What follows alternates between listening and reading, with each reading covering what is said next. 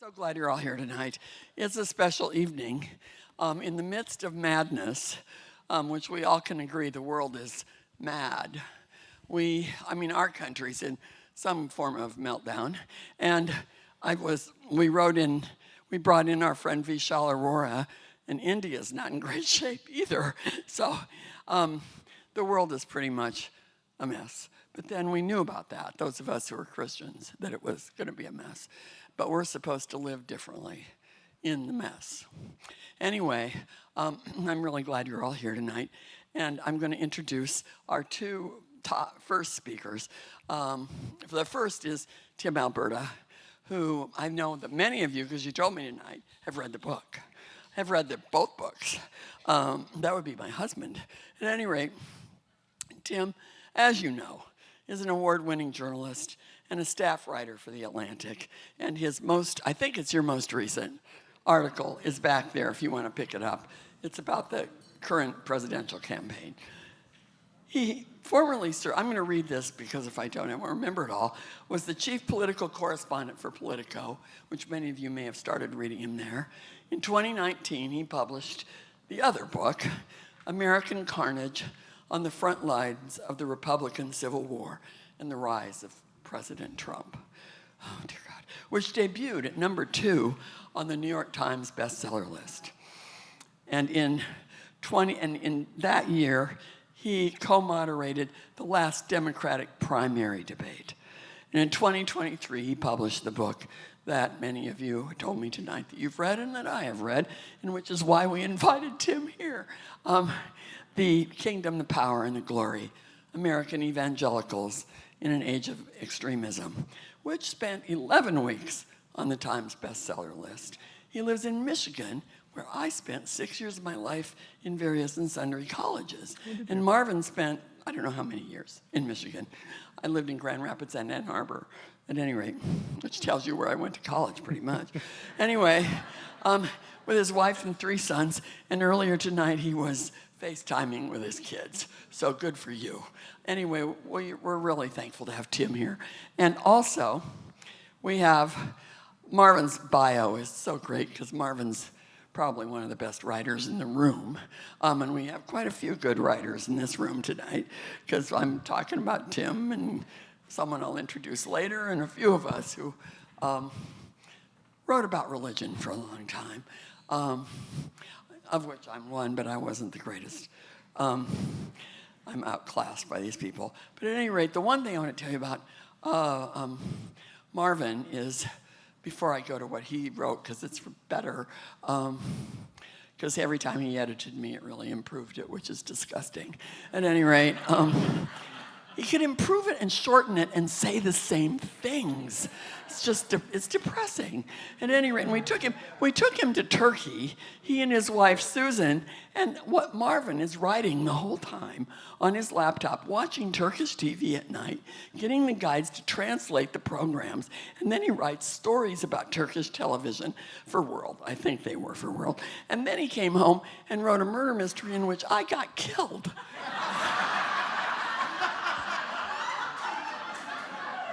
But I got to be the U.S. ambassador to Turkey, which I had told him I would love to be. And he said, well, you got to be the ambassador. Anyway, it's risky. Anyway, it wasn't a bestseller, at any rate. But we're still friends. I haven't known Marvin well since 1982 or 3, but I've kind of known him since back then. When I was a journalist and found out about Marvin. He first off in his bio wants to point out the most important thing, which is, which he gives the credit to Susan Olasky, who's here tonight somewhere, there she is, that he's been married for 48 years. To Susan. I think Elizabeth Taylor may have been married 48 years too, but it wasn't the same person. At any rate, maybe Frank Sinatra, I don't know. Anyway, Marvin has also written 30 books, probably the most famous of which may be, although it's hard to say, The Tragedy of American Compassion, which actually had an impact on U.S. domestic policy. And he's written on history, abortion, journalism, and poverty fighting. And I'll get to what he's doing now. What does Marvin know about the secular world? Well, he didn't grow up a Christian, but he went to Yale University and was a reporter at the Boston Globe and got a PhD in American culture at the University of Michigan and was a professor at the University of Texas from 1983 to 2008. I remember Marvin told me he got tenure because they play by the rules. It's a football school. And Marvin published a lot. And what does he know about the Christian world? Well, he edited World Magazine from 1992 to 2021. He's been an elder of the Presbyterian Church in America for 30 years. And during the last 15 of those years, he had appointments at the King's College in New York City and Patrick Henry College. And what has he done lately? Well, he's spending weekends in homeless shelters and writing about them. That's one thing he's doing. You've done that a lot in your life, Marvin. At any rate, he is now a Discovery Institute Senior Fellow, an Acton Institute Affiliate Scholar, the chairman of Zenger House, which gives awards to journalists, Christians or not, who at least whisper about the reality of God in their work. He writes a weekly column, Firsthand, about homelessness, and 2 monthly columns about books. Are they both at Religion Unplugged? One of them is at Religion Unplugged, which we plug because it's a thing we do. At any rate, I'm going to leave it at that and let Marvin and Tim talk because that's why you came.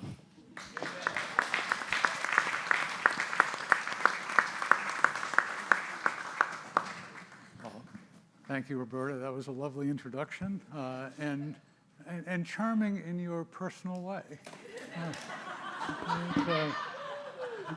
Tim, thank you for coming. Thank you all for coming. I've seen some old friends here. And in Texas, of course, where we live, we are glad that you're here. But I have to say that we don't want you in Texas. Anyway, but we're glad to be here. This is a nice place to visit and also a very nice place to live. So, but yeah, this is great being here. Tim has had a wild year or so since the book came out. I mean, you've been on lots of talk shows, lots of podcasts, and you've really done a good job with that and a good job writing the book. And I want to do something a little bit different because you've been interviewed so many times. I don't want to go through the usual stuff. I want to do a little conversation with you about, well, journalists know the 6 magic words, right? Who, what, when, where, why, how. I want to divide that into 3 things. First of all, let's talk a little bit about the last 10 days. And I specify that because I listened this afternoon to a podcast with David Axelrod, who is Barack Obama's key political analyst, and you talking about what was going on at that time. And of course, a lot of things have changed since then, with Kamala Harris becoming the apparent nominee. So I'd like to talk with you first about who and what of what's happened in the last 10 days. Okay. Then I'd like to project a little bit, go from the present to the near future, let's say the next 6 months. What do you think is going to happen with certain eventualities, especially if this is a close election? And talk there really about the who and the what, but the when and the where and the how. Things may boil over, or we pray that they won't. But we'll talk about that a little bit. And then finally, let's go back over the past few years and ask a why. Why are we in this situation right now? What's going on? But let's start with the who and the what of the last 10 days. 10 days ago, when David Axelrod was interviewing you, clearly Republicans were jubilant. There had been the terrible debate for Joe Biden. There had been the assassination attempt where Donald Trump responded majestically in that situation. And they had a convention going that was lively. And it seemed that the question was not so much at that point whether Trump would win, but how big the victory would be. At least that's, you had some really good contacts among the Trump advisors, and that's what they were telling you, and everyone was saying that. And now things have really turned around. So What are you hearing these days? You have really good contacts in the Trump campaign. I suspect you have good contacts in the Harris campaign. What's going on? What do you expect over the next 10 days or so? Wow, what do we expect over the next 10 days? Well, thank you, Marvin, for the softball to open us up. Yeah. Yeah. And thank you guys very sincerely for having me here. It's very generous of you to bring me out, and I'm honored to be with all of you. Wow, so okay, I'll try to take this in some bite-sized pieces. Sure. I think what's worth recognizing is that we're coming off of consecutive presidential elections. 2016, where Donald Trump won the presidency by a combined 77,744 votes spread across 3 states. 4 years later, Joe Biden wins the presidency by a combined 42,910 votes spread across 3 states. So we are really dealing at the margins here, right? And unlike presidential elections dating back to at least the turn of the century, we are now dealing with a battleground map that is just really, really, really small. I mean, we're talking about, technically there are 7 true battleground states at this point, but really it's maybe 4, 5 tops.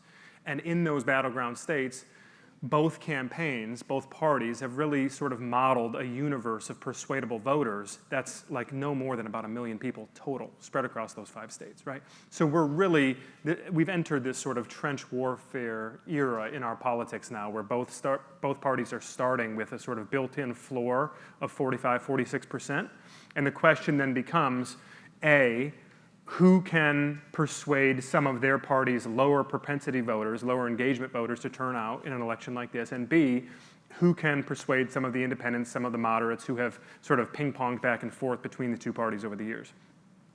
That was the sort of working assumption that everybody entered this election with. When I sort of embedded myself with the Trump campaign, starting on Super Tuesday, it was very clear that they were doing things and thinking about things differently. They had sort of identified pretty early on that Joe Biden was going to be a far weaker general election candidate than anyone else was really recognizing at that point. And what the Trump people were beginning to do was to really engineer a very sophisticated, modern campaign operation around not defeating a generic Democrat, but around running a very specific race against a very specific opponent in Joe Biden. And I think, just to zoom out again for context, Trump in 2016 didn't have a campaign. It was an elaborate reality TV show stunt with a couple of his buddies along for the ride, and none of them thought he was going to win, least of all Trump himself. I wrote about that in my first book, the scene where someone comes and tells him that he won, and he says, "Really?" So 2016 was not a real campaign by any sort of standard measure. Now in 2020, it was a real campaign. He was the incumbent president. He raised a ton of money. He had a couple of people who actually knew what they were doing, except they ran it terribly. The campaign was really inefficient. They burned through tons of money. The president's campaign ran out of money in October of 2020. They had to pull him off the campaign trail and go do fundraisers for 6 days. It was kind of an embarrassment. This time around, Trump has 2 of the smartest people in Republican politics running his campaign. These are people who are very good at what they do, and they are ruthless about doing it. And they sort of optimized an entire campaign around maximizing every potential advantage that Trump would have against Biden. And as a result of that, what you started to see, if you date this back, even if you look at national polling, if you look at battleground polling, if you date this back even, let's say, 9 or 10 months, what you began to see was a pretty steady erosion at first of Biden's lead in the poll, and then it came to sort of even, and then Trump pulled ahead and stayed ahead. And that was basically due to a steady erosion of support for Biden among low propensity Democratic voters and among independents. And what the polling was showing time and time and time again was that, yes, voters were concerned about inflation and about the southern border and about some of these other things, but overwhelmingly voters, including Democrats, were concerned that Joe Biden was not up to doing this for another 4 years. Now, the irony in all of this, of course, is that political campaigns are always on guard against peaking too soon.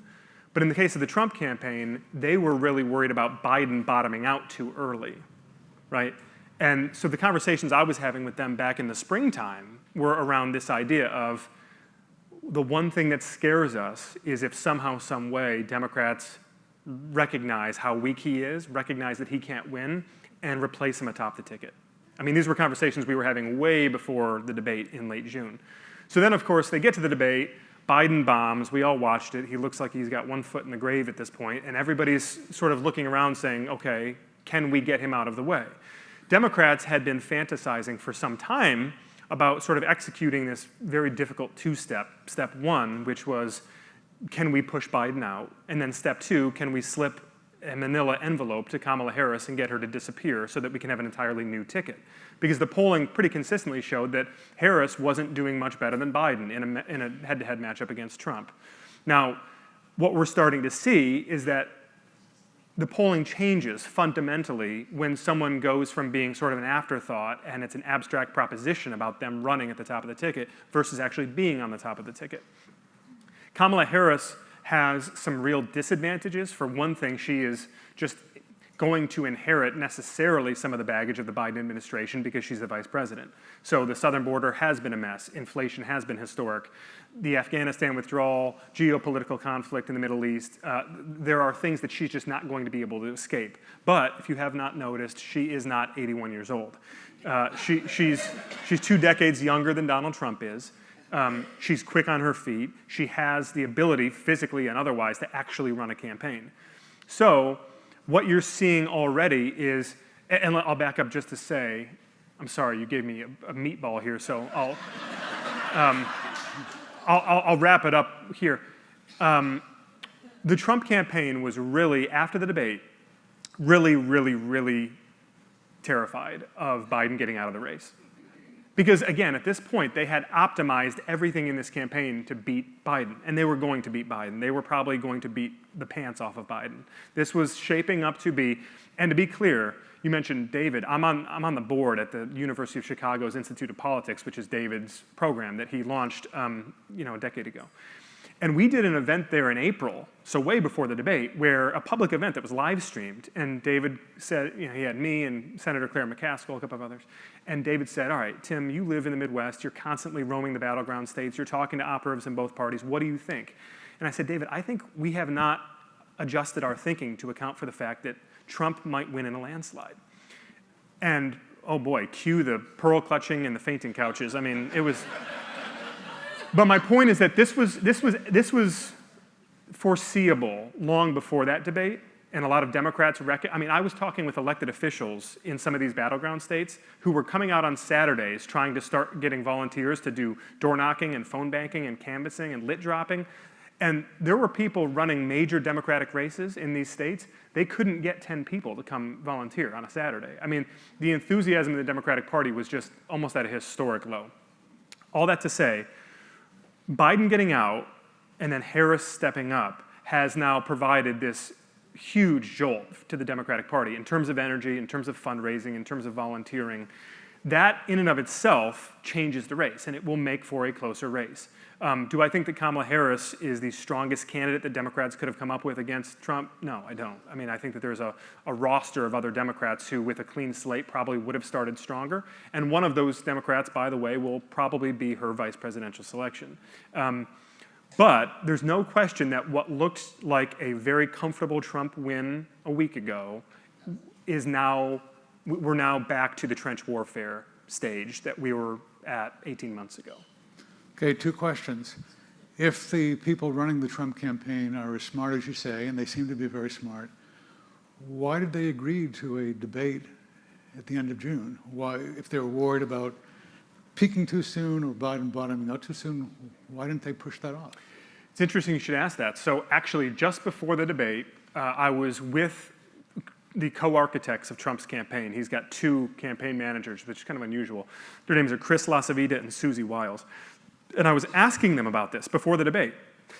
And they said, no, it's too late now.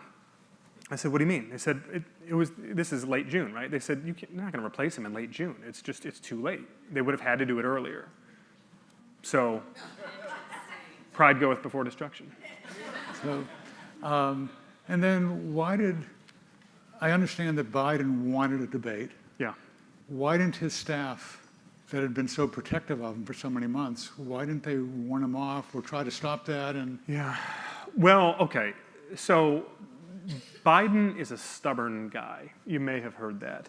And frankly, part of the other reason that the Trump folks ultimately believed he wasn't going anywhere is because of the stubborn Irish pride and the known loathing that Biden has for Trump. I mean, Biden despised this man at a human level. And so the Trump people just thought, there's no way he can walk away from this rematch. Not after what Trump has said about his family, all of it.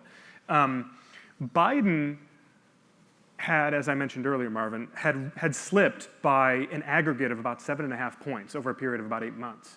So the bottom was starting to fall out. They needed to do something. They understood that they had to do something to change the trajectory of the race. And look, if you want to be a little bit Machiavellian about this, not conspiratorial, but Machiavellian, there were some people in the Democratic Party who, when they heard that the debate was going to be held in June, said, good. Let's, good, because it's a win-win. If he comes out and shows that he's on top of it and that he can hang with Trump, great. If he comes out and looks terrible, then we still have some time. We still have 2 months before the convention. And that's what happened. okay, it's helpful. This is a good book, by the way. This is hard for a journalist who reviews books to actually say. It's more fun to be critical and nasty even. But no, this is good. And one of the things that makes it good is just noting down the places you visited in the course of it. You weren't just being coastal. You actually, Brighton, Michigan, where you grew up, Mount Juliet, Tennessee, Kennesaw, Georgia, or Jeffersontown, Kentucky. Yeah, you went to places where most journalists don't like to go, and most New York journalists, at least, or West Coast journalists. And you found out interesting things from actually being in these places. Now, the criticism I have seen, especially from some academic people, is, well, it's anecdotal. He's gone and he's listened to stories, and they're anecdotes as opposed to statistics. Well, anecdotal is another word for good reporting. Actually going out and hearing stories and then relaying the stories. So how are you confident that you got the story right from going to the places you went? Yeah. Well, here's the statistic for you, if I may. In 2011, the Public Religion Research Institute, PRRI, they did a poll where they asked Americans of different faith backgrounds, do you believe that a public official who acts immorally in their private life can effectively lead the nation in their public capacity? White evangelical Christians registered the lowest mark in responding in the affirmative to that question. In other words, white evangelical Christians were the least likely group to believe that, yes, a public official who behaves immorally in their private life can lead the nation effectively in their public life. It was in 2011. 5 years later, I believe it was on the weekend, or right before the weekend of the Access Hollywood tape dropping, PRRI did the exact same poll, same sample size, same everything, same question. White evangelical Christians were now the most likely to believe that, yes, a public official can act immorally in their private life, but still lead the country effectively. That's in a space of 5 years. So, has something changed? Yeah, I would say something has changed. And I've covered politics long enough to know that you can't lean too heavily on statistics. 2016 being a perfect example of that. As I traveled the country and I was writing about this, blogging about this at the time, saying something is off here, I still thought Clinton would win very narrowly, but I had just this funny feeling about Trump, and it was proven right. And then the next 4 years, especially during COVID, when everybody was shut down and not leaving their houses, a lot of journalists included, I got in my truck and drove around the country and did a long series of letters where I was just writing from communities, trying to understand what was happening. Statistics are really valuable in my profession, but reporting, shoe leather reporting, going places, talking to people, it has to be a marriage of the two. And so I've tried to do that in the book. And I would just note that, even in the statistical world for my social science friends, and I do have social science friends, they're lovely people, they will look at a sample size whenever they're trying to crunch numbers and come up with something that's legitimate and credible and valuable. My sample size, anecdotally, in this book is I visited over 100 churches across the country, talked with scores and scores of pastors, church leaders, big cities, small towns, tent revival churches, mega churches, everything in between. So what I really set out to do was to try to capture not just a quantifiable sample size, but a qualifiable sample size, where I would be able to fairly assess what has gone on in the church. Okay, now that makes sense to me, and I want to just run by, and for those of you who haven't read the book, just 3 of the colorful bits of specific detail that you obtained by actually going and at ground level and using some shoe leather. One of these, this is at a Road to Majority conference in Nashville, a booth from Firepower Ministries, and here's Tim's description. Draped over the front of the table was a white shirt depicting 2 battle axes intersecting over an American flag. Blood dripped from their sides. And then the words from the person who was running this, on the sheet, I am God's battle axe. And in the hall, Tim writes, there was a black flag with white revolvers, God, guns, and Trump. T-shirts being sold saying, this means war. So there's one colorful example. Let me give you 2 more. And then ask what Can you stomach means. 2 more? Can we? Yeah. Absolutely. Yeah. Okay, this is at Global Vision Bible Church, pastored by Greg Locke. This is another, it's a Road to Majority conference going on there. And there are 2 interesting people quoted here. First, there's John Schneider. Some of you may remember, he's the actor who played Bo Duke on The Dukes of Hazzard. And as Tim writes, he suggested that Christians should prepare to join a violent uprising. Quoting Schneider here, we have a country, yes, I'll say it, we have a country to take back. And then the pastor, Greg Locke, says, it's time to fight.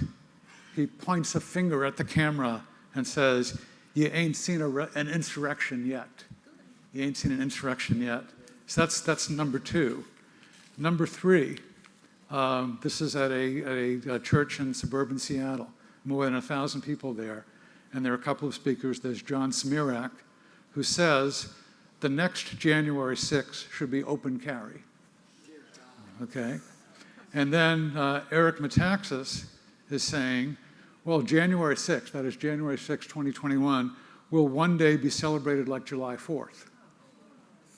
Okay, these are calls for not just a crazy sort of few people or few hundred people going nuts, but armed insurrection, fighting, blood. So here's my question. We talked about the last 10 days and something with who and what. Now, when, where, and how. Let's say this election, as it looks likely to be based on the past 2 elections, ends up close. Let's say it's a close win for Kamala Harris. What happens? All these people who are talking about blood and fighting and everything, is it just words? Do they do anything? In France today, with the Olympics, there were apparently some explosions along high-speed rail from terrorists trying to upset things. What do these people who are talking about blood and fighting and bloody axes, what do they do if it's another close loss? What do you see happening in November, December, January? Does everybody have a drink in hand?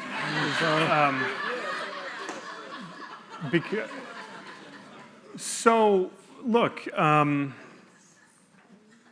think it's important to recognize that we have been, for some time now, on a very dangerous trajectory here.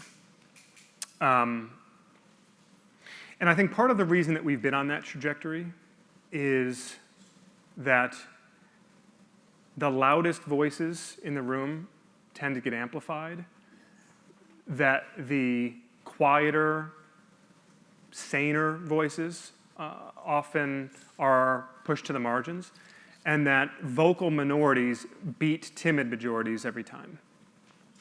You know, we can all remember in the immediate aftermath of 9/11 how there was this conversation in American society around where are the moderate Muslims? Where are the moderate Muslims to push back on this radical expression of Islam that poses a threat to us, right? But there's been very little conversation around where are the sane, responsible Christians, right?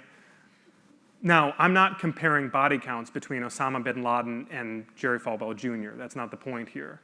But I think if we take at face value some of the rhetoric that we encounter in the book, and it's throughout the book, you do have to reckon with the fact that throughout, not just American history, throughout world history, there is ample precedent for identitarian conflict at a devastating scale.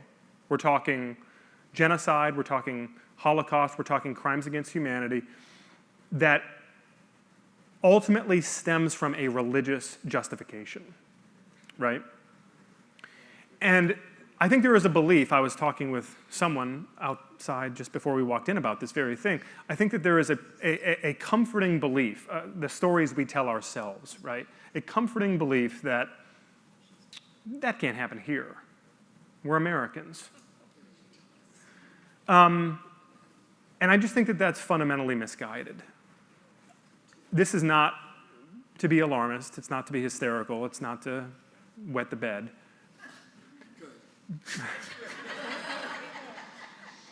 But I do think that, that when you combine a religious fervor with a political fervor that itself is in many ways more and more like a religion,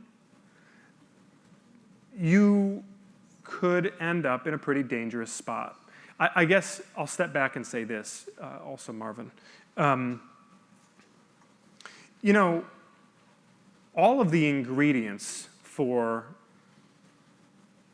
the sort of violence you're talking about are in place. We're not necessarily dealing in abstract theoreticals here.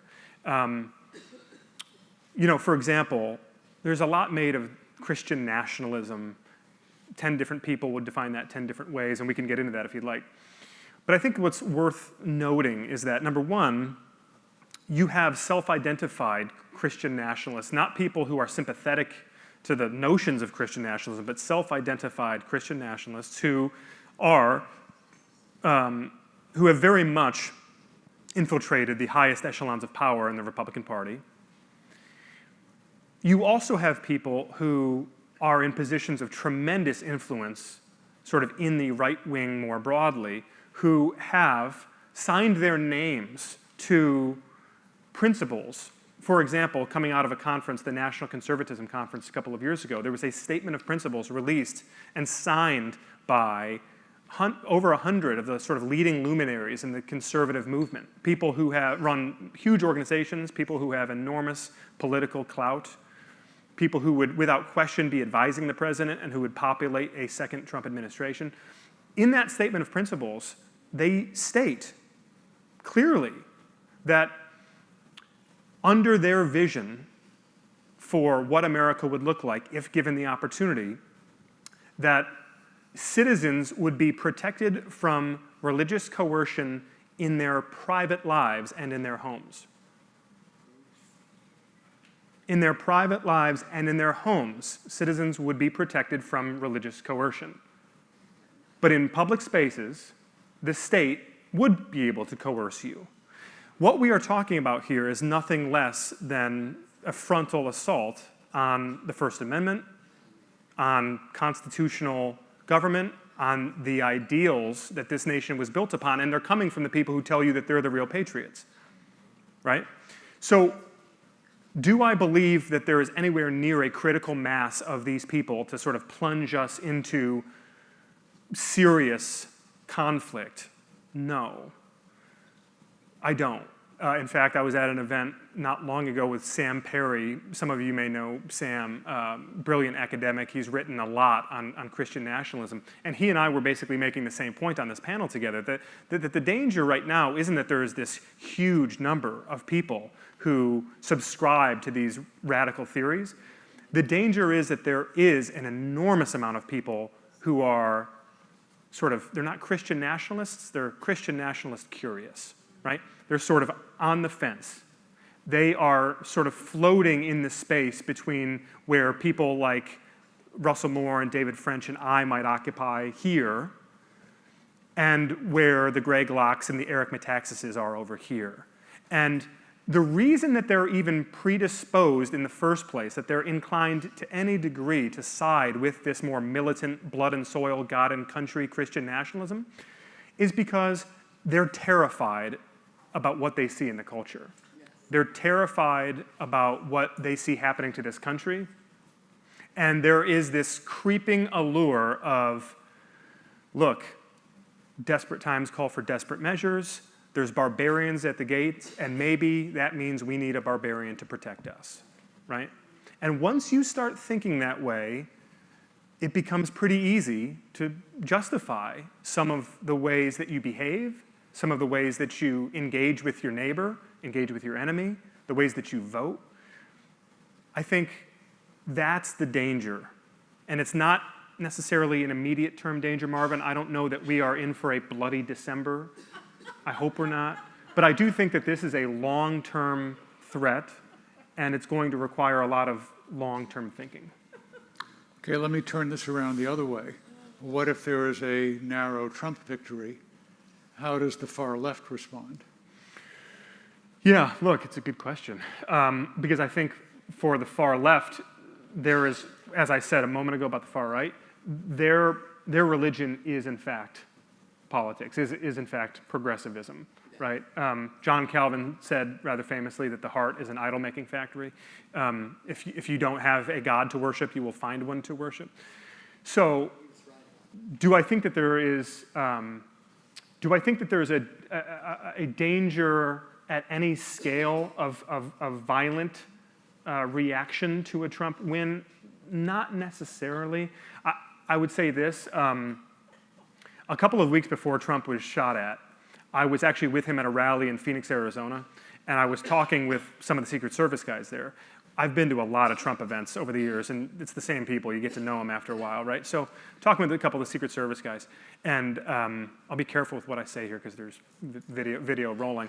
But suffice it to say that one of them was saying to me, he said, it's a miracle that nobody's taken a shot at this guy yet. Like that they had been tracking this extremism and that it was more asymmetrical than you might believe. It is not just right-wing domestic extremism that they're worried about, although that is, to be clear, the majority of what they worry about, but there is left-wing political extremism, and that absolutely could manifest itself in violence. I don't know, however, Marvin, if there's anywhere near the sort of leadership infrastructure to draw that out on the left that there is on the right. And I think that that's a big difference. Okay. By the way, along with reading Tim's book, there's a wonderful novel written in the 1950s by a Spanish novelist, Jose Gironella, for those of you in Gironella, called The Cypresses Believe in God, which is set in Barcelona and Girona, just north of it, in Spain, during the 5 years before the Spanish Civil War begins, 1931 to 1936. And then a war began that lasted for 2.5 years and left about 1 million dead in Spain. Read it, and read it, please. Both it's a wonderful novel with strong characters, but also in a sense of here's how it develops, and there are a lot of parallels to what's happening here. So anyway, Jose Gironella, The Cypresses Believe in God. We have just a couple of minutes left here. There's so much we can talk about, but I just want to raise the question of some of the whys. We've talked about present, we've talked about a little near future. Going back, why is this happening? And let me just mention, and you can, a couple of things you mentioned, and you could go into this a little bit, a bully syndrome, and then also discipled by society rather than the Bible. if you just want to take a minute to explain those two that you talked about. Sure. Yeah. So the bully syndrome is from a conversation that I'm having with John Dickson, who's a brilliant Australian theologian who's now teaching at Wheaton University in Illinois, and in fact, Wheaton College, I should say. And Dickson and I had this amazing exchange when I was there reporting for the book. We're sitting in this cafeteria on the campus of Wheaton, surrounded by all the flags of the world, which is meant to sort of visually reinforce their commitment to missions and taking the Great Commission to seriously and taking it to the world. And I say to Dickson, what are you doing here? And he said, basically, I won't do the Australian accent, although I can do it pretty well, because one of my close friends, Jonathan Swan at the New York Times, he'll tell you I've mastered my Australian accent. But John Dickson says to me, he says, I'm a missionary here, mate. I'm a missionary here. It was fascinating because here's this guy who is leading a seminar course they're teaching at Wheaton about what it means to live and thrive and witness as a Christian in a post-Christian nation. So all of the demographic trend lines have shown for decades that Australia is about 10 to 15 years ahead of where we are in the US. So Australia just recently, statistically, became a post-Christian nation. A minority of Australians now identify as Christian. And Dickson argues rather persuasively that that's the best possible thing that could happen to Christianity in Australia, and he believes it's the best possible thing that could happen to Christianity, at least in the short term, here in America. Why? Because historically, Christianity has prospered at the margins. Christianity has thrived and grown and been organically beautiful and appealing and attractive when it is countercultural. But starting with the Constantinian experiment in the 4th century, whenever we have seen Christianity become this sort of dominant force where its power is rooted not in the gospel, not in the cross, but in the sword, what we see is this inevitable temptation to go down the road that the American church has gone down now, which is to view enemies as people who should be conquered rather than brothers and sisters to be loved. And so I think the bully syndrome that John Dickson is talking to me about in this conversation is he says, the kid on the playground who's a bully is insecure, right? And the church, when it acts like a bully, when it mistreats marginalized people, when it oppresses, it is a sign of insecurity. Do we believe that the tomb is empty or do we not? And if we do, we cannot possibly justify this sort of behavior. So I think that that's the one thing. I would add to that quickly, if I may, Marvin. Sure. When I was promoting my book, I spent a lot of time in deeply secular spaces. CNN, MSNBC, New York, high society events, around the country with a lot of secular audiences. And I was getting a lot of flack for that. I was getting it from people who I'm close with. I was getting it from random strangers on the internet who would send me hate mail saying, hey, yeah, you're a real Christian hanging around these, commies on CNN or whatever, right? I have to tell you something. In all of my travels and in all of this time I spent in these deeply secular spaces with decidedly secular people, you know what I encountered when I would talk about Jesus? Respect, curiosity, and a willingness to listen, to engage, and maybe, just maybe, to let down their defenses. Now, what's interesting, and I could even give you a couple of fabulous examples about this. I mean, one that comes to mind immediately is in 30 Rock, as I'm in the makeup chair getting ready to do like the 3rd show that day, and the host comes in, I won't say who, but the host comes in and says, hey, your book, I've been reading your book, and drops a couple of expletives. Tell me about this stuff, right? We start talking. And then the next thing you know, the makeup person is in on it. And then another guest comes in to get their powder done. Suddenly there's 5 or 6 people, I don't think any of them are Christians, and they're all leaning forward. And we're having this conversation, and the thought occurs to me, when is the last time that these people heard about Jesus, not as a weapon to be wielded against them, but as an invitation to be handed to them?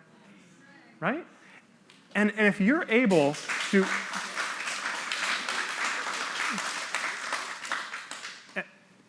If you are able, I deserve no applause. Please know that. I'm sure I've already said something tonight not pleasing in the sight of the Lord, and if I have, I hope you'll have ignored it. But I just want folks to really understand. One more analogy, if I may. I grew up about 20 minutes from Ann Arbor, Michigan. And in my church, as a kid, it was not uncommon to hear Ann Arbor referred to as Sodom and Gomorrah. It was.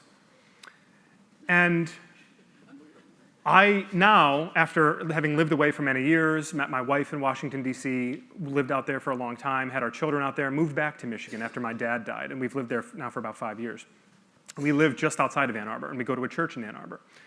And one of the things I love most about my pastor is he's always saying on Sunday mornings, and he means it. I mean, he says it with real conviction. He says, can you think of a better place to be planted and to grow and to witness than Ann Arbor? Like, what a gift this is, right? And it's interesting. I did this book event in Ann Arbor right after it came out. And this is at a bookstore in Ann Arbor. They've got the pride flags on the walls. They've got, it is clearly a place that is not used to having an evangelical Christian draw a standing room only audience to talk about the gospel, okay? And I'll tell you something. At one point, when I was speaking, and this is not about me, please understand that. It is not about me, and there's enough first-person singular here to make you nauseous. But I'm just trying to tell the story. There's a point in that evening at which there's a bunch of employees at this bookstore, 6 or 7 of them, and they've all dropped everything they're doing, and they're just standing at the back corner, and they're all watching, and they're all listening, and a couple of heads are nodding. And in that moment, I'm just thinking to myself, this is the difference between a threat and an opportunity. Sodom and Gomorrah? Are we afraid of these people? Are we so insecure in our faith that the countercultural activity in Ann Arbor it gives us a permission structure to hate? If we are confident in what we believe and in whom we believe and in how we are called to be mini Christs and transformed by him, then why are we so scared? Why are we not seeing these things as opportunities rather than threats? It's a very long answer to your question, Marvin, but that's where I would sort of come at it from. Yeah, a good answer. And boy, there are many more hypotheses that I would like to suggest also, but I'm not going to do it because Terry Mattingly, Ken Woodward, 2 veteran journalists are here, and I think we need to bring up a couple more chairs. Is that what's going to happen? Yeah. So it'll be about 45 seconds, and then they each have some fastballs to throw at Tim. Okay, thanks. I was a religion reporter in the, they'll make, okay, they know what they're doing. Anyway, at least I hope they do. I was a religion reporter from 1980 to 1986. And I interviewed Jerry Falwell 3 times, God help us. At any rate, well, he's an interesting character. But at any rate, at the time, there were a couple icons of religion reporters. And in 1983, for some reason or other, the Rockefeller Foundation thought that I was one of 5 people who should get a fellowship at the University of North Carolina in religious studies for journalists. And we got to take classes, and it was really fascinating, actually. And they were concerned because there was the Ayatollah Khomeini and Jerry Falwell, and so the Rockefeller Foundation thought they should do something about these journalists so they could cover this stuff. And so anyway, at the end of that, they brought in the big guns to meet with us and look at what we'd written, because we were supposed to write something publishable out of our time there. And one of the people they brought was a man named Kenneth Woodward, who was the religion editor of Newsweek. They also brought in Dick Osling, who at that point was the religion editor, I think, of Time, who were the two idols for those of us in the trenches of things like the Orange County Register, where I was a reporter. Well, before that, I was at the San Bernardino Sun, which no one's ever heard of. At any rate, and covering religion, I might add. But I wrote good enough stuff that I got the fellowship, so there you are. At any rate, the way I know Kenneth Woodward is that he had a pink jacket, and he rode in the back of my Volkswagen pickup. So, and he isn't sure he remembers that. At any rate, but I do, because I thought, oh my God, what if I do something and Kenneth Woodward falls out the back of my pickup truck? At any rate, he has a very long and illustrious biography. He was at Newsweek for 40 years, wrote 100 cover stories, interviewed everybody who was absolutely anybody, and has written 4 books. And I could go on. He's won many prizes, and you could just look it all up. But we're really honored tonight. And I wanted Ken to come, and I'm really glad he could. Dick Osling, I asked him, but he wouldn't fly this far. They were there when this first started being an issue in America. Nobody thought about religion and politics much in America before Jerry Falwell and the Ayatollah Khomeini. And Ken is one of the people who was there when that conversation started. And I thought it would be great to have him here with you tonight. The other person who's going to come up, we used to stand together at major religion things, because he was at the Rocky Mountain News, Charlotte Observer, and then the Rocky Mountain News. And his name is Terry Mattingly. And we'd stand, I remember standing together when Runcie was given some kind of something or other in Orange, which is the only reason I got to go, because my newspaper never sent me anywhere except to Louisville, Nebraska.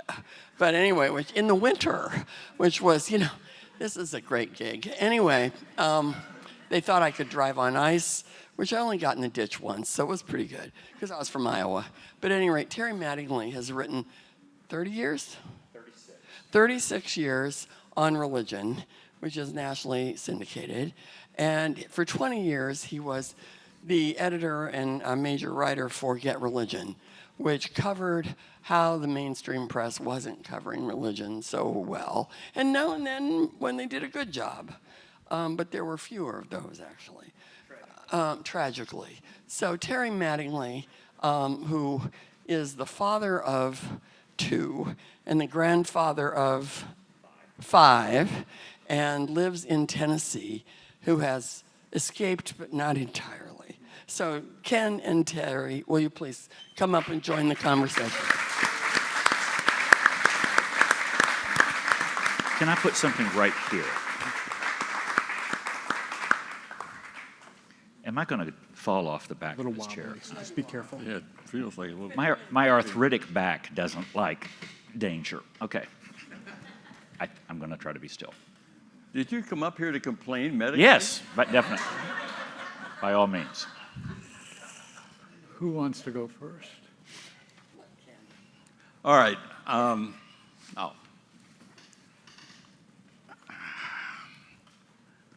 got a list of yays and nays.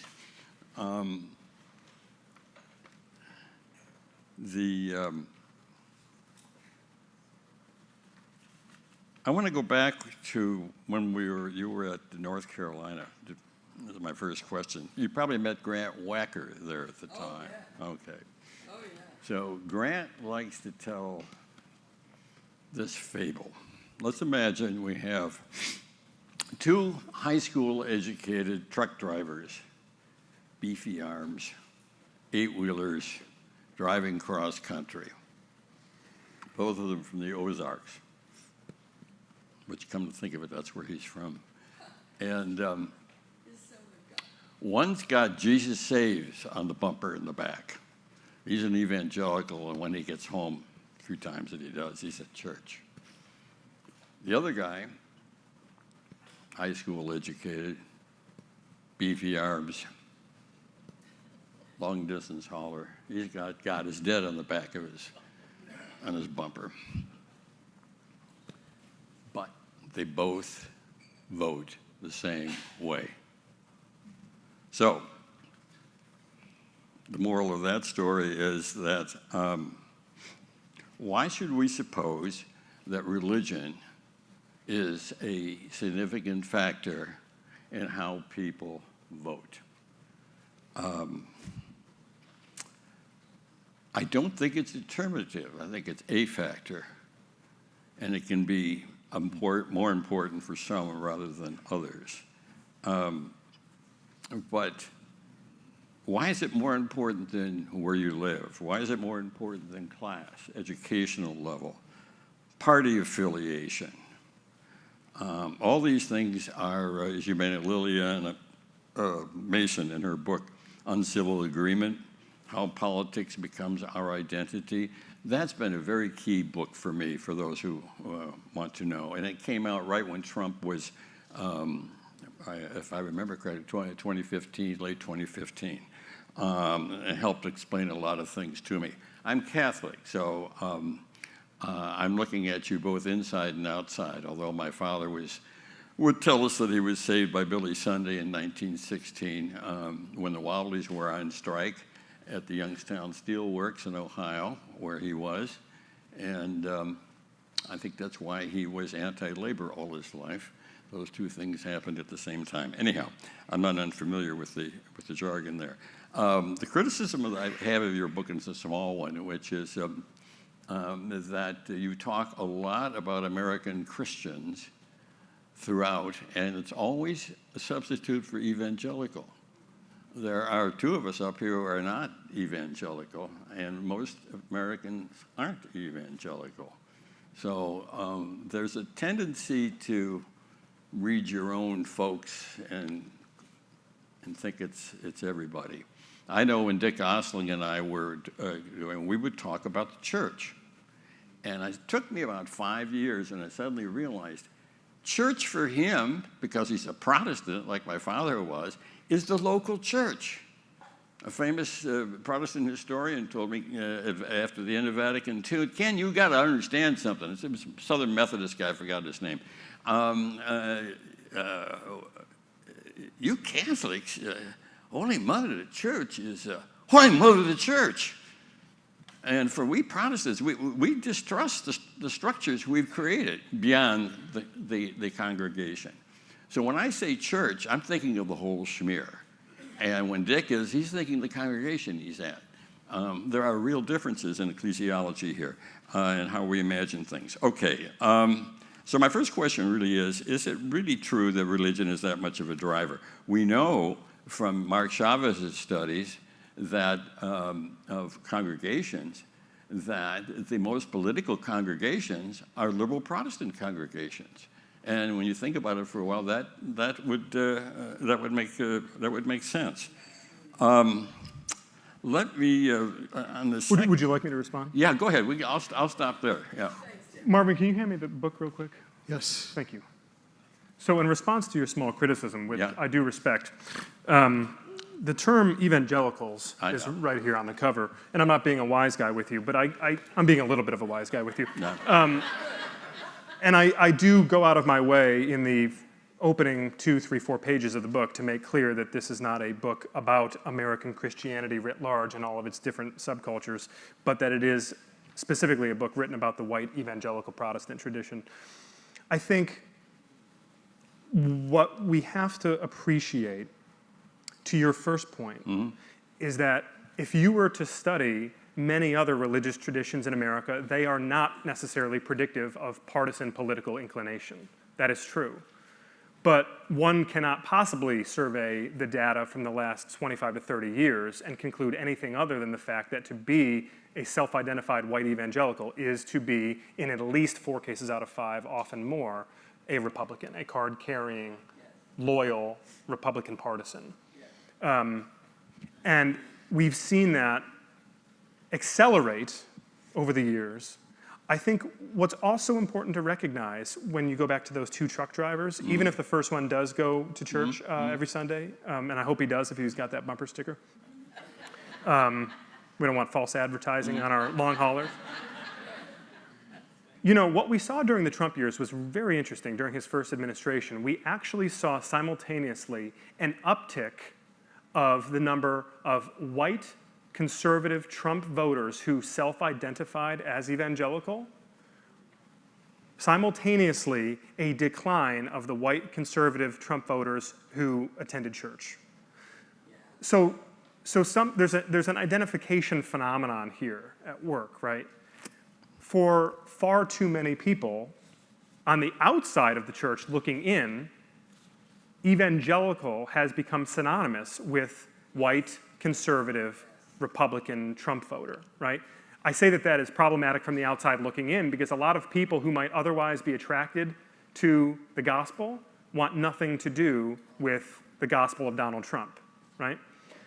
But it is also hugely problematic inside of the church because what it has done is effectively take the old litmus tests, and by that I mean the church creeds, I mean baptism, I mean sanctification. It has set those things aside and said, yeah, that's all great, but who'd you vote for? Right. And did you get the shot? Are you social distancing? We've taken, in the Protestant tradition, new litmus tests and pushed aside what used to be the only barrier to entrance in some of this community, and we've replaced it with something else altogether. Yeah, I'm still not persuaded that a great deal of the evangelicals are in states that are already red or in parts of the states that are red. But anyhow, the other thing that comes to mind is... Clarify what you mean, I'm sorry. Well, what I'm saying is that geography plays a very important role in this sort of thing.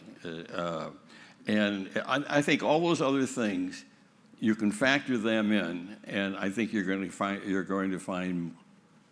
capture more evangelicals with these other factors than you are with religion alone. Well, for example, if I may real quickly, yeah. Donald Trump in 2016, the exit polling in Republican primary states, whether it was New York or Texas, whether it was California or Alabama, consistently was winning a higher share of self-identified white evangelicals than any other candidate.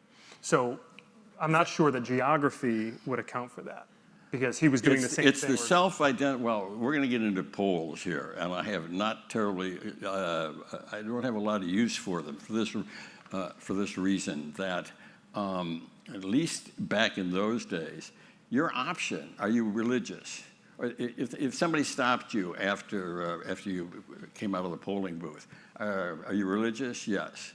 Are you Catholic, Protestant, mainline Protestant, evangelical, Jewish, whatever? Okay. It left out an awful lot of people who, according to people like Corwin Schmidt, the ones that really do the good polling. John Green and so forth. Mm-hmm. It is inclusive of Amish in Iowa, evangelical Lutherans in the north, Pentecostal preachers in Florida, Jeffries at First Baptist of Dallas. All of those people self-identify. They have nothing ecclesiastically in common with each other at all. They may even differ on a number of things. But the polls are trying to capture people with big nets, and unless they allow you a space for others, for people like Tim who are Orthodox, they're all going to come out as being evangelicals, although they have nothing much in common. That's my problem with polls, and that's what Robert Withnow has been concerned about. But I don't want to step on you too much longer either. Okay. Step away. It hit me halfway through your remarks that I buried the lead in my outline. So I'm going to give you just a brief moment of my own prejudices on this question tonight. And then I'll kind of give you a foretaste of the questions I hope you answer at the end of what I have to say. First of all, I am an ex-evangelical who drives an EV and is registered to a political party, independent third party, that takes most of its teachings from the Roman Catholic moral theological doctrines. So I'm in a weird place politically looking at some of these questions. I'm also in a situation in the world of journalism where my two current heroes in journalism are married lesbians in New York who both were run off from the New York Times for defending the First Amendment. So I'm just as worried about attacks on the First Amendment from the left today as I am from the right, in large part because they control Yale and Harvard law schools. So I also seem to remember an awful lot of rioting by well-funded people that we don't have any idea where their money came from and stuff a couple of years ago. So I propose a book. I think your book, I'm very interested in the evangelicals who are in your book, but I want to offer a criticism of the book that I believe would, based on my conversation with a man named Ed Stetzer, who I'm sure you know, and definitely is not a Trump evangelical or whatever. But he's done some fascinating polling that Pew picked up some of it, and Christianity Today ran the stuff in 2016. I also want to confess here, I made a decision in 2016 to never allow the face of Donald Trump to appear on my TV screen for longer than 60 seconds, or Hillary, or Biden. This has been great for my blood pressure and my stomach lining. I'm not a political creature. I am a person who's incredibly interested in religious history in America and evangelicals and in the First Amendment. I have 2 degrees from Baylor University, journalism and American history, and I studied history of religion in America.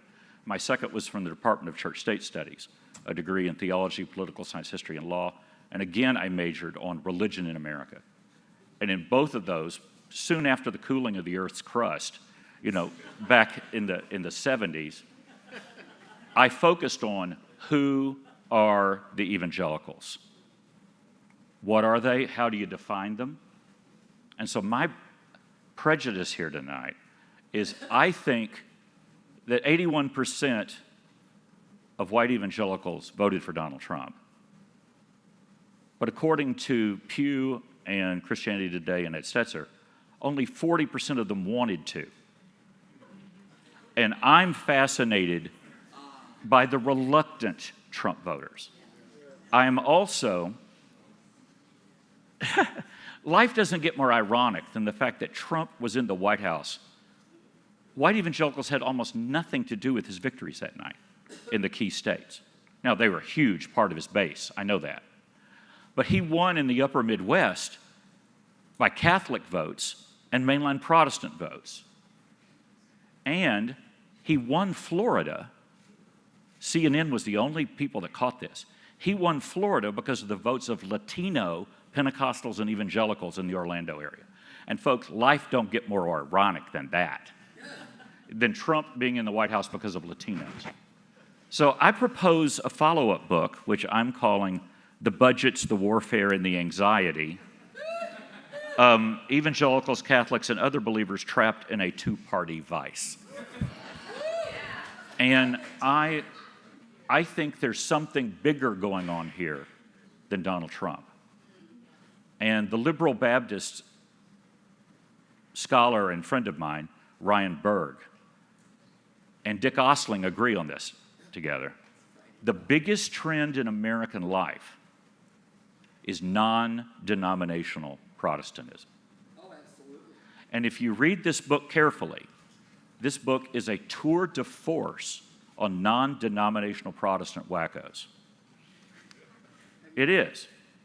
It's a great book on that subject. Have you written it? What? Is the book out? No, it's not. I'm saying that's the next book that should be written. Okay. But here's how I view the evangelicals and Donald Trump. And I want to stress again, I'm not that interested in Donald Trump. There isn't a single moment in his political career where I have had anything but disdain for him. I saw, and I discussed this with Ed Stetzer very specifically after the poll came out. I believe here is the evangelical attitude toward Donald Trump. One, many evangelicals supported Trump from the get-go. Trump is great, and everything he does is great. Two, there are some that supported him fairly early. After Iowa, he began to gather a lot of support when it became apparent he was going to win. They've always seen him as flawed, but the best available, but they're going to keep their criticism quiet. They're on his team. Three, there are evangelicals who moved into Trump's tent when it became obvious he would win, but they think he is a flawed leader, period. But he might protect them on the First Amendment. Yep. The court was all that mattered. A friend of mine, I don't know a single evangelical Protestant who wanted to vote for Donald Trump in 2016. And I live in East Tennessee, which is about as Republican as it gets. One evangelical friend of mine said, I went in, I cast my vote for Donald Trump, and I went out in my pickup and I threw up. I felt I had no choice. There are four, the lesser of two evil Trump evangelicals who went this way in the general election because they could not vote for Hillary Clinton under any situation. Ed Stetzer believes that was 45% of the Trump vote from evangelicals.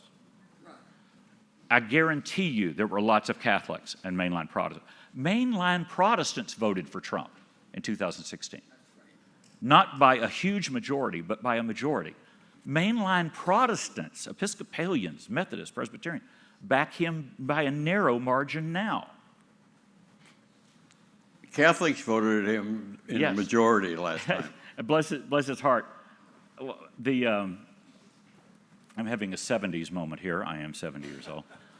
The great host of Meet the Press for years. Tim Russert. Tim. Yeah, Tim Russert. He says, let's face it, folks, in most American elections, it all comes down to Ohio. And it's a war between Catholics who go to church every week and those who only go to church once a month. I'm from Ohio. I can agree with that. Okay, I'm going to finish this in just a second. And I'm going to get to it. Yes, there are evangelicals who never backed Trump, and they never will. They voted for third-party candidates. A very high percentage of white evangelicals, compared to other elections, didn't vote in 2016, and they voted third-party. So my two questions. From the structures of evangelical power, seminaries, colleges, publishing houses, denominations, parachurch groups, what evidence do we see of radicalism in the actual structures of evangelicalism? Okay, two, yes, non-denominationals are the key. And I'd like to know what you think is the true danger. Where is the danger coming from among non-denominationals? They have no doctrine that they agree on. They have no authority structures. And they use the internet as a niche media force to get their followers. Listen, before you answer, I want to add a definition, because it fits in with you. I was working with Mark Knoll on a definition of what evangelicalism is, okay? And he modified something that I said, but here's what we came up with. Evangelicalism today is better understood as an imagined community of mostly post-denominational Christians to which almost anyone who claims to be born again can be assigned. The imaginary community means that's not a real community, but the notion of imaginary community, and you probably know more about this than I do, it was the nation state, which especially in Eastern Europe. So it's not a natural community. And, well, I'll leave it at that. I'll end with something that is in the book and throw it back to you. In 1987, I interviewed Billy Graham, spent almost an entire day with him. And I asked him, how do you define evangelical? And he said, I have no idea. And I said, sir, if you don't know what evangelical means, nobody knows what evangelical means. And it got into an interesting conversation. And here was the big takeaway. Graham said, if we're not defining it in terms of basic doctrines, we're in huge trouble. And my takeaway from your book is, we're in huge trouble. Among, in particular, the fastest growing religious force in American life, non-denominational Protestants. Where to start?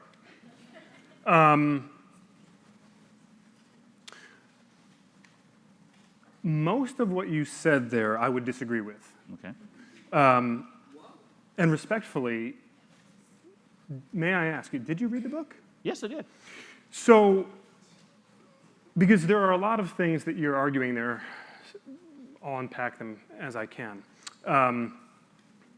First of all, just factually, statistically, what you said about evangelicals not putting Trump over the top in 2016 is not correct. I was talking battleground states. I'm talking battleground states as well. So in Michigan, he wins by about 10,000 votes, Wisconsin by about 20,000, 44,000 about in Pennsylvania.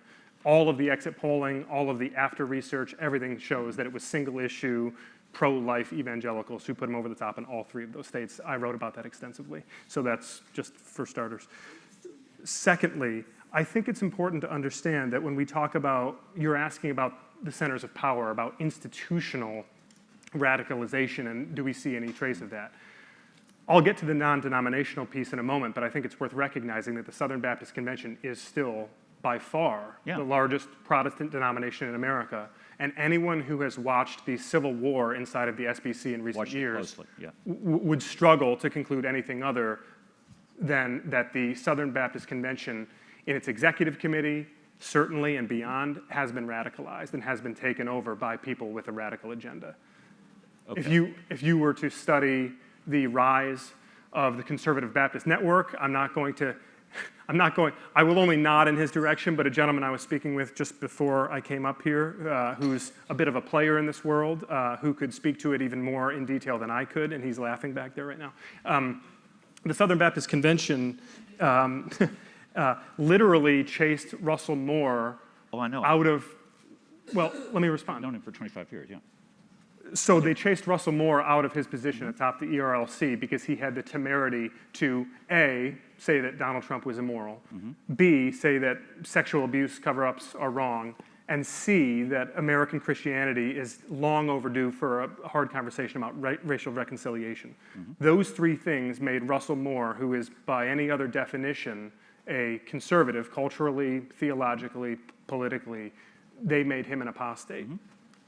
And that's just the tip of the spear. We don't need to get into the sexual abuse cover-ups and the people who were covering them up for reasons to promote their own extremist ideology.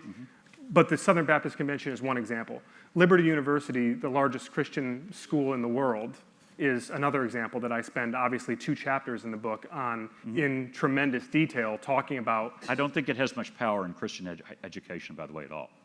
I think it's almost totally irrelevant to Christian higher education in America. I would agree. Yes. I mean, they have no clout in the hundreds of Christian schools. And a lot of the largeness pariahs. is what study at home and so forth. That's how Jerry Falwell Jr. Brought more money into It's one of the least powerful schools in American Christian. I don't know how you could possibly argue that. I was, several months ago, had the treat of spending time with the CCCU in San Diego. I was speaking there to the Coalition of Christian Colleges and Universities. And almost every conversation I was having with people there about the tensions that they were feeling on campus, about their financial struggles. In many ways, all those conversations came back to Liberty University as the 800-pound gorilla that because of its resources, because of its reach, because of its name recognition, because of its athletic program, because of its immediate name identification in churches, big and small, all around the country, takes students from all of these other smaller, more theologically sound schools and instead routes them to Liberty. So saying that they're not powerful makes no sense to me, respectfully. I agree. Okay, I worked for the CCCU for 20 years. Let's not argue this. Okay. Let's let Tim talk. Go on. Can I say one more You thing? can say one thing, T-Man. Okay. Yes, I read the book very carefully. I think I see the incredible, painful divisions within evangelicalism that you documented well. I see that as a sign of division, not uniformity. And I believe that Christian institutions right now are terrified. That's why I called it the budgets, the anxieties. They are terrified because they are divided, not uniform in support of Trump. And so that's why I'm just as interested in the other half of the evangelical world as in the half that you have dutifully and wonderfully, covered in your book. That's why I'm saying the evangelical question is bigger. Sure, and we entirely agree. Again, in the book, I go to great lengths and spend an awful lot of time with that other half. I spend time with the pastor who took over for my father after his death in our home church, in the Evangelical Presbyterian Church, the EPC, who was struggling mightily to deal with the sort of uprising in his congregation, and really took pains to try to contextualize how the vast majority of his congregation were those people that Ed Stetzer was describing. I also quote Ed Stetzer at some length in the book and talk about some of the things that you were describing. In fact, in the opening pages, I talk about in all of my travels and all of my experiences, how diverse this group of pro-Trump evangelicals wound up being, that some people were the folks who ran back to their pickup truck and threw up afterwards. Some people were the ones marching on the Capitol on January 6th, and then you have everything existing in between. But I think the division is, in fact, the point. I think what I'm trying to portray here and what I'm talking about with all of you tonight is that you have, to my point earlier about the Christian nationalist curious people, I think that you have two rather rigid camps who have really sort of planted flags and defined themselves in this moment. And then I think the great overwhelming majority of people are in between. And there is a sort of push and pull. I agree. And the implications of that push and pull, and ultimately where these folks choose to rally and what flag they rally around, I think is going to have enormous far-reaching implications, not only for American Christianity, but for global Christianity as well. You said something in your book. You quote Russell Moore, and this is really good. This is something I hadn't thought of. And he writes this. You write, long before your average churchgoer was addicted to Fox News prime time. He says, quote, these same people were listening to 4 and 5 hours of fundamentalist prophecy charting, conspiracy preachers on radio and television every single day. Protestantism is an oral culture. The schools that were built up, including King's College in my hometown, Briarcliff, right across from Nyack, you mentioned with your father, came out of radio. And that's where, all right, and then Falwell was picked. He didn't create the moral majority. He was picked by the two Catholics and a Jew who had the name of an organization called Moral Majority and needed him to do it. Randy Baum was just a little bit wrong on that, I think. But in any case, that orality strikes somebody who's not from such an oral tradition as extremely powerful. You listen to Billy Graham, now is the time, make the decision, look what's happening. There's an apocalyptic tone in the culture that we're trying to describe here that I think also helps explain the resonance that Mr. Trump, with his apocalyptic, only I can save you. I mean, that's extraordinary. Only I can save you. Look what's going to happen. It goes beyond the usual political rhetoric, at least as far as I can see. I think there's a connection there that's strong. That he's on to something, and it should be developed. I want to move us along. If Tim wants, and Marvin, if you have a question, and I want to say that one time I went to Jerry Falwell's church. He was preaching on the Book of Revelation. You know, the point you're making there is totally valid. Marvin, go ahead and jump in if you wanted to. I have a lot to... No, go ahead. Why don't you finish what you're saying, and then we want to be able to have time for at least several questions from the audience here. So, Tim, you conclude. Sure. So I think to the point about the visual experience and Falwell and the moral majority and everything else, and the desperate times calling for desperate measures, how this is sort of accelerated to this point. Look, I will regularly be asked, particularly in liberal spaces, why are these people so paranoid? Why are they so convinced that the end is nigh? Why are they so afraid?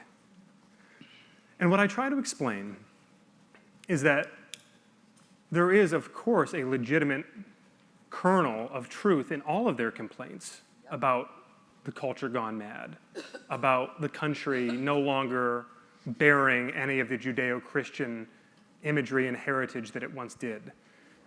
It's very difficult to look at Barack Obama being elected president in 2008, running opposed to same-sex marriage, telling Rick Warren that he believed that marriage was between one man and one woman, and 8 years later, by the time he leaves office, same-sex marriage is the law of the land, and anyone who opposes it, anyone who held Obama's view from 2008, is now a retrograde and a bigot, and they're not welcome in polite society. You can understand how some of those people might look around and say, what? What happened? Right? I understand that. And I also understand the temptation to then run into the arms of the one who says, I alone can save you. No. However, I will not let these folks off the hook because they have agency, number one, and number two, if they are Christians, they already have a savior.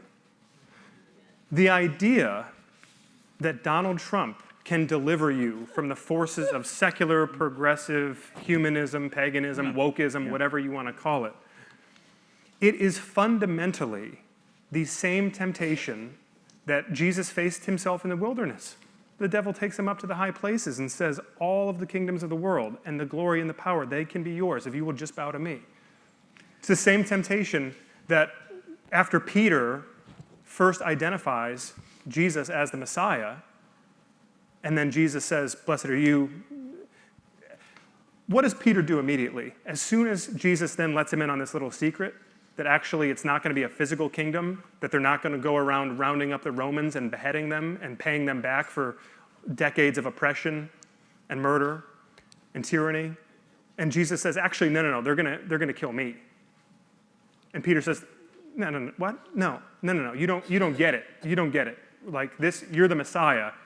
We are now going to take back power. And what does Jesus say to Peter in that moment? He says, get behind me, Satan. It's the exact phrase he uses with the devil in the wilderness. When the devil offers him the kingdoms of the world. He says, get behind me, Satan. Folks, I'm not a theologian, but this ain't complicated. I'm sorry, read the book. It ain't complicated.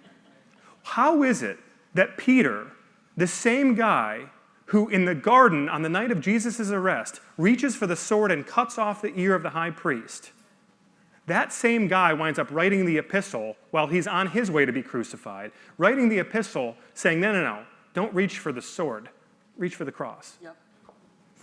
Well, That's the choice. Well said. Now, I like to. Sorry, I'm going to people start preaching. No, it's good. Cut me off here. It's good. It's good preaching. It's good preaching. I like to let people talk, but I also like to have the opportunity for some of you to ask succinct, well-formulated questions to Tim. So, yes, sir. Succinct. I have a question. Keep it succinct. No, a question to Tim. This is, well, the field of ideas has been tilled violently here for a half an hour or so. I really want to hear what you harvest from it, Marvin. That's my question. You've been sitting there thinking deeply.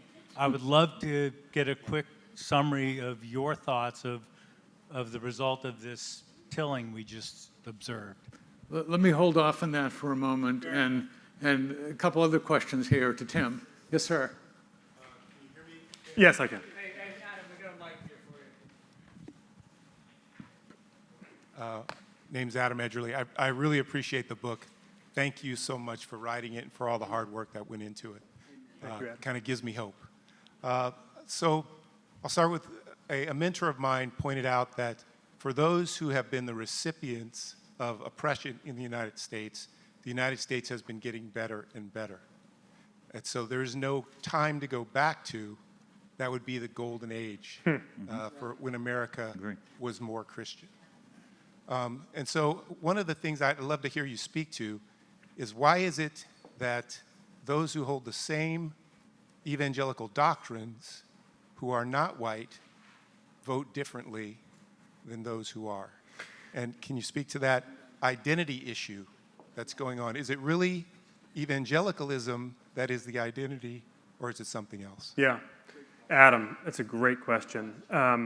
We had a spirited debate about whether to put white evangelicals in the subtitle here for exactly the reason that you're asking about. Look, it is nothing short of hysterical to spend time around people who will explain and rationalize and justify their behavior by saying, we are under siege. Don't you get it? We are under siege.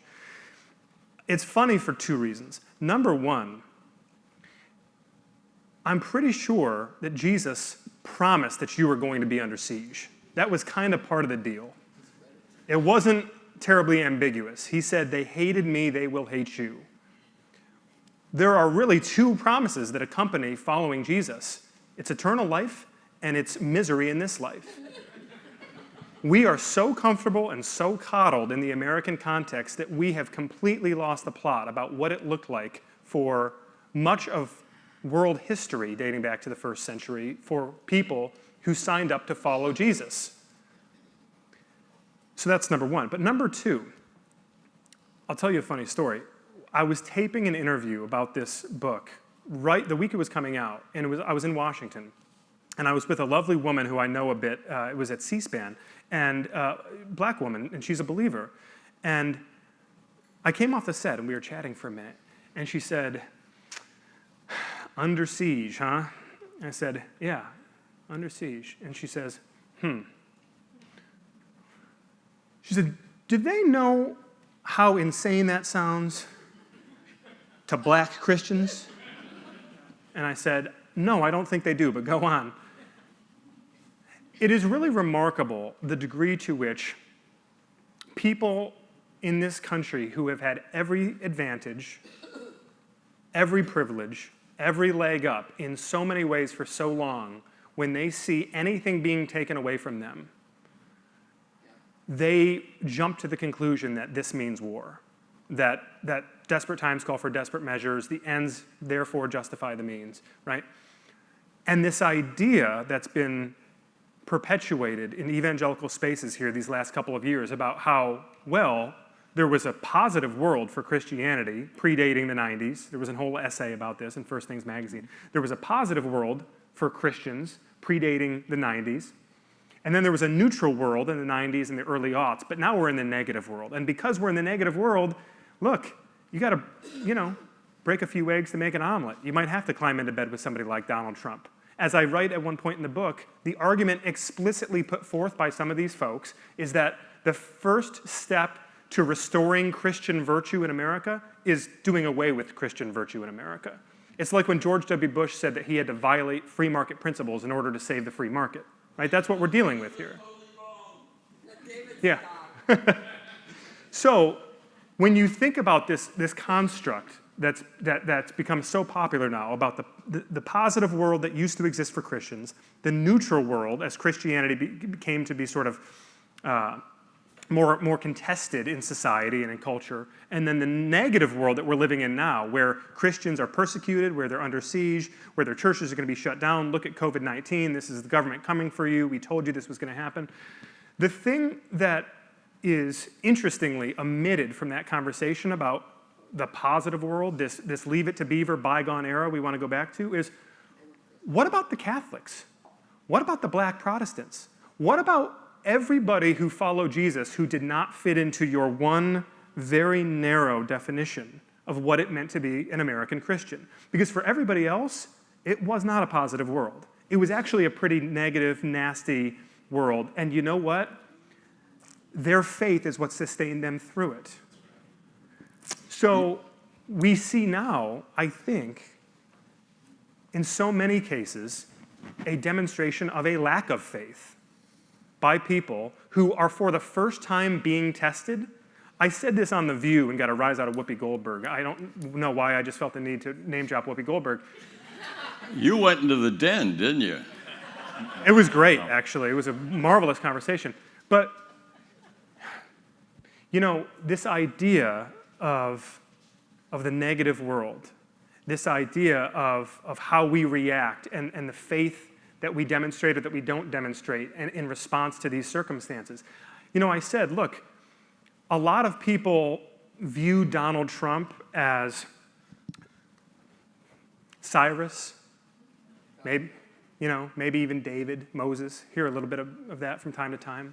Maybe he is. God absolutely uses imperfect instruments for his perfect will.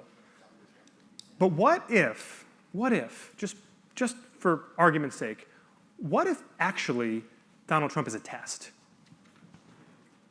And what if we are failing it miserably?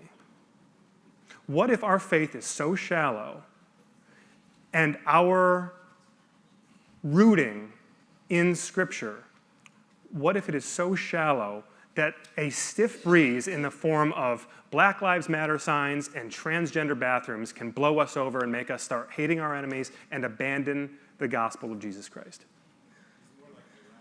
Can I say something here, just very briefly, Rabbi? Historical point, which is the high point of religion in America was in the 1950s when I was growing up. And they built the most churches, the most mosques, everything. Church attendance was high. The falling off point begins with mainline Protestantism and moves down and catches up with everybody else, and it's catching up with the evangelicals. But it was also a time of a black and white world where we were all, it was the good people, the religious people of any stripe against communism.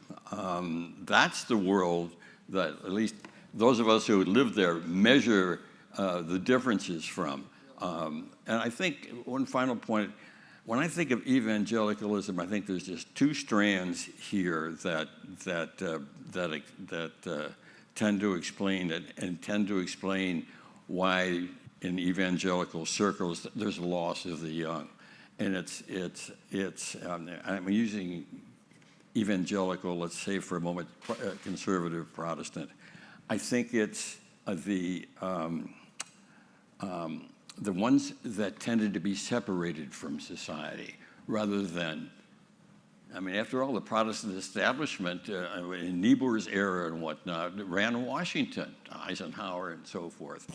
I think it was the people who were raised in separatist families. The literature that I read about it, I'm leaving evangelicalism behind, is they're really leaving separatism behind. And the other side of it is, they weren't, the other thing, they weren't involved. They weren't really, and Falwell's the one that brought them in, kicking and screaming.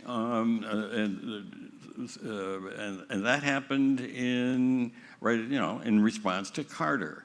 So a lot of all of what we're talking about is really very new. And before Carter, you really don't hear about evangelicals because you didn't get involved. You voted, but you didn't get involved in politics. Billy Graham had Catholics on the platform. Yeah, the editor of a fine publication, Ministry Watch, has been patiently waving his hand at the back. Tim, great book and great presentation tonight. Thank you so much. Jeff Flake, when he was defeated in Arizona in 2018, said that he thought Trumpism was a fever that the American body politic had that was eventually going to break. That's one data point. The other data point is what you cited from the PRRI surveys that says something really did change during that 5-year period. And that third data point is populism has always been a part of America, from Andrew Jackson in the 19th century to Huey Long in the 20th century to now Trump in the 21st century. I guess and I know as a journalist you like to report on the recent past rather than predict the future, but what do you, I mean, is Trumpism a fever that is going to break, as Jeff Flake predicted, or is this kind of populism just a new manifestation of something that is sort of always in the American DNA, and we're going to have to learn to deal with it as the new normal as Christians in this culture? Warren, thanks. Look, I mean, I think it's very difficult to examine the events of the past decade. I mean, I was in Milwaukee last week for the convention. If you look through the history books, there are very, very, very few people who earn a party's nomination for president 3 times. Like, a very small number of people, like less than one hand, right? So the idea that Trumpism isn't here to stay, the idea that it has not durably remade the Republican Party, I think people are fooling themselves. And my earlier book was really addressing that very question, and it was too early then to know, but I think the result of it is now quite clear. His selection of J.D. Vance as a running mate was really meant to sort of pass the baton in some way, to have an inheritor to the MAGA empire, if you will.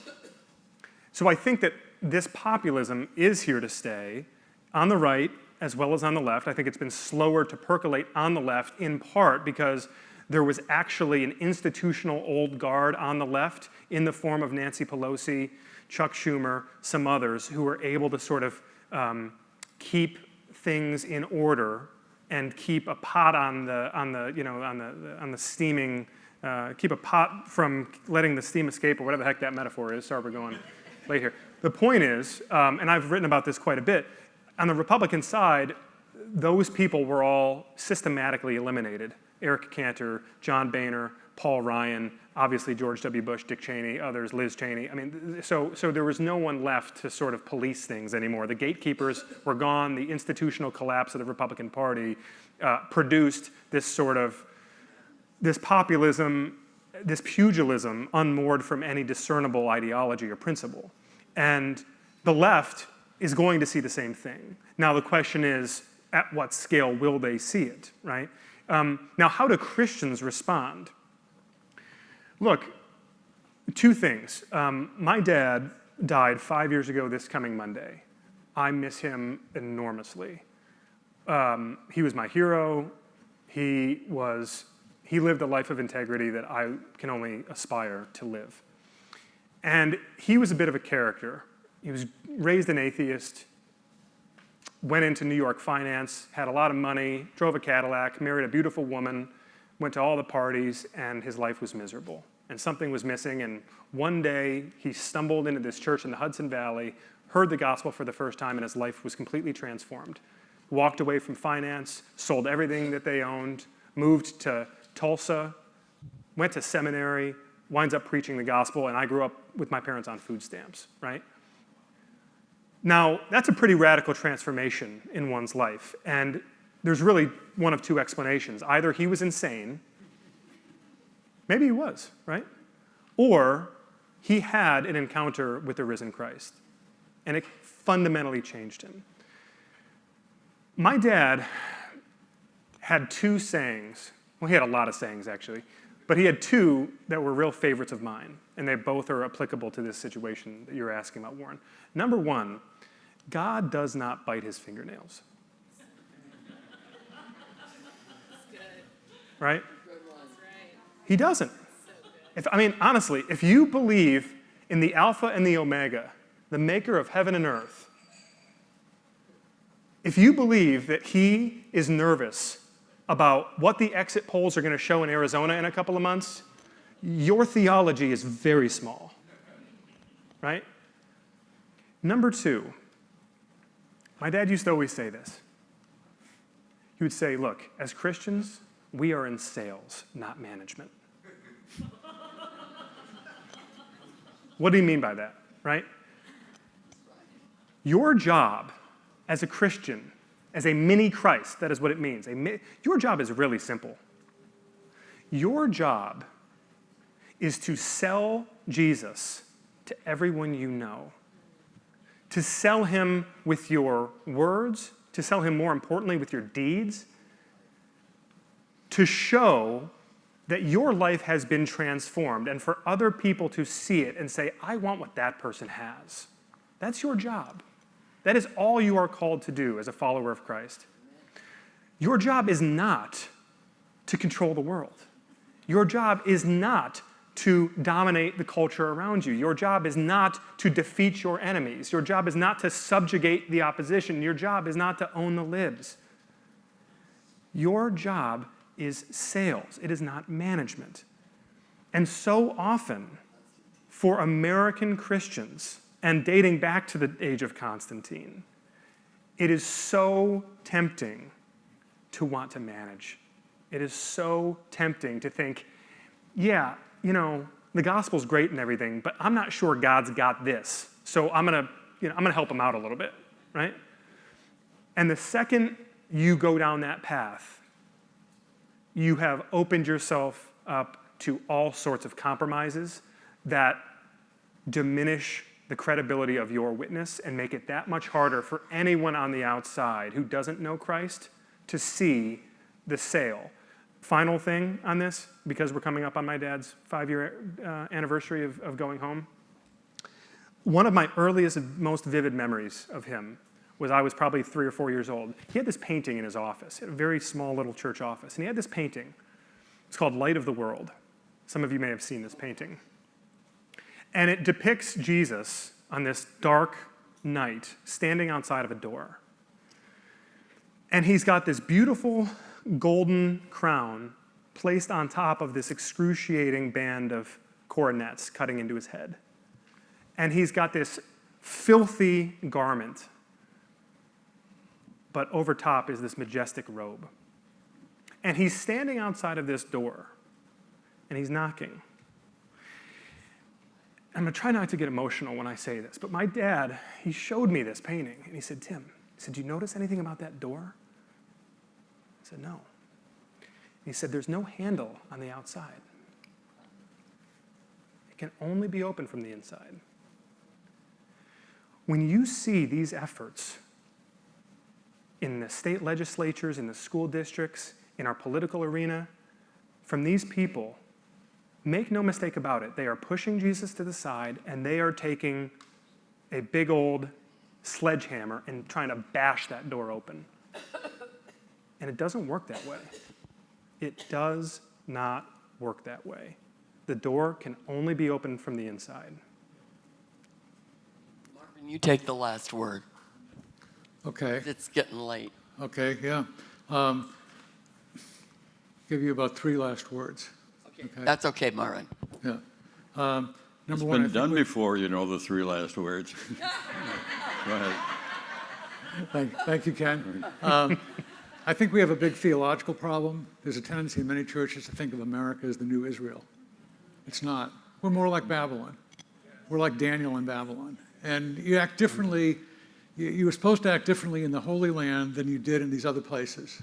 Those are not our homes. Paul in Athens did not go around smashing idols, as he perhaps would have wanted to do in Israel. He tried to reason in the marketplace with people. So America's not Israel, and we make a mistake when we start thinking in terms of that. So we have a theological problem. I think we have a media problem. I mean, that should be evident to everyone. Basically, everyone is a blurter in his own eyes. You can blurt whatever you want, say all sorts of things not true, and we lack good editors. And I'm not quite sure technologically how we can do it, but we really lack good editors, and we have blurters all over the place who go around defaming others and lying, and a lot of people believe it. And that leads to my third point, why do people believe it? And just want to leave you with, this is Psalm 73. It's a wonderful psalm. And just a couple of lines from it, talking about a situation perhaps not all that different from our own. They scoff and speak with malice. Loftily they threaten oppression. Their tongue struts through the earth. So everyone's blurting and leaders are strutting and lying. But here's the really strange thing. This is in the next verse. After talking about these bad things that are happening, therefore, it's a weird word there, therefore, and I've done some exegesis on this, but therefore, his people, God's people, turn to them and find no fault in them. You would think it would be the exact opposite. Mm-hmm. Therefore, they turn away from them. But no, they turn to him. And why? We're sinners. Envy, emulation, wanting to get some of that power for ourselves. A lot of things going on here, but that's a really strange line there, and I've looked at other translations. So look at it yourself, Psalm 73. The therefore is strange. But it says a lot about us. We are sinful. We are desperately in need of God. And anytime, as Tim says, anytime we try to, make up our own religion, we get into big trouble, and we are in big trouble now. And something to certainly drive us all to prayer, that, we'll survive these next 6 months. And how? Pray, pray, pray. And please thank these gentlemen here for amazing.